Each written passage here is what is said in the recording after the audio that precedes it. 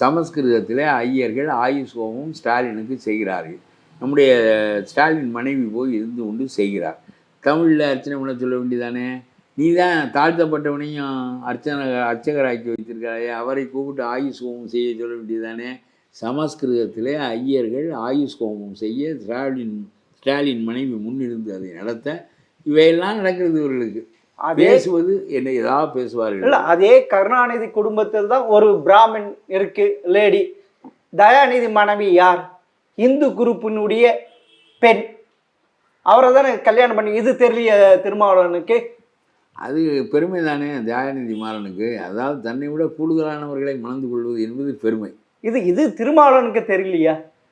திராவிட கொள்கை நீத்து போக சொல்றது காரணம் எம்ஜிஆரும் ஜெயலலிதா தான்ன்றாருல்ல.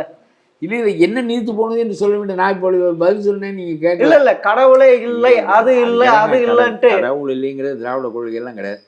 திருமூலரிலிருந்து திருவள்ளுவரிலிருந்து எல்லாரும் கடவுளை ஏற்றுக்கொண்டவர்கள். சும்மா திராவிட அண்ணாவும் பெரியாரும் பேசியதெல்லாம் திராவிட கொள்கையா? இவர்கள் எதையாவது பேசிவிட்டு போவார்கள். இறை கொள்கை என்பது தமிழனுக்கு இயல்பாக உள்ளது. திருக்குறள் கடவுள் வாழ்த்து பாடுகிறது, திருமூலன் சிவனை முன்னிறுத்தி பாடுகிறான்.